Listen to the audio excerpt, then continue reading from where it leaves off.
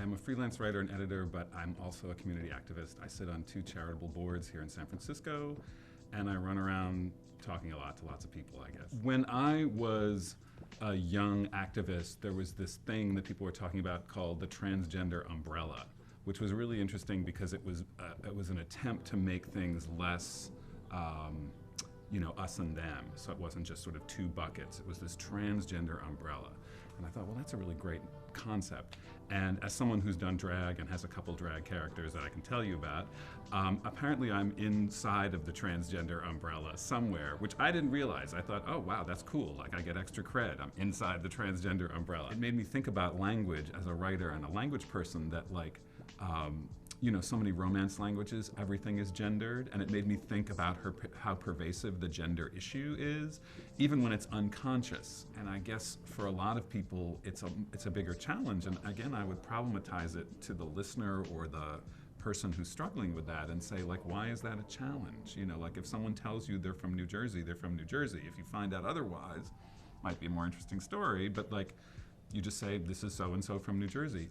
The most important question we can always ask ourselves is, who am I?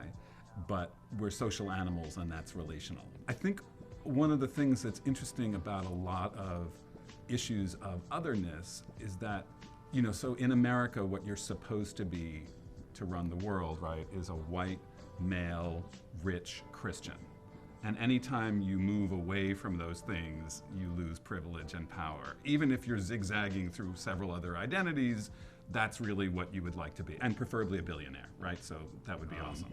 I mean, I'm a crazy kid from Washington, D.C., so we used to play all kinds of games, and one of the games I would play with a friend of mine who was much bigger than me and louder and taller and African-American is we'd play Who's in First. So we'd go to stores just to see what the reaction was, and one of us would stay half a block away, and I'd send Michael in first, and sort of see what the reaction is, and then I'd like saunter my happy ass in and be like, oh, hey, I'm sorry I'm 5 minutes late, whatever, and see the shift in the room, or vice versa.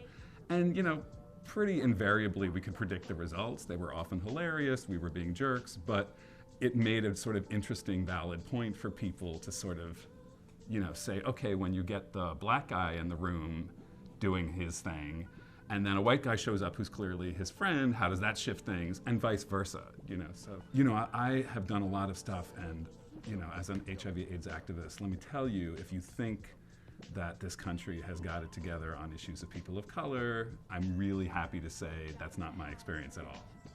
I went to an integrated high school, which was great, but I already saw that people had different outcomes and different treatments.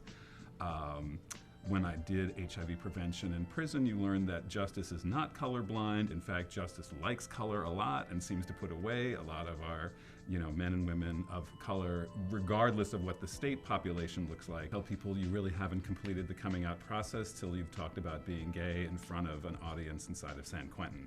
Then you're out. And take questions. Sure. The biggest thing about all right struggles is not so much saying, I've done the hard work and I'm okay with who I am. It's actually convincing the mainstream that I am of equal value to you, and anything that goes wrong for me is a human problem, not an object problem. Like a human being just had a nightmare, and a human being's life has been traumatized, and a human person needs to be brought up. So that's how I see it.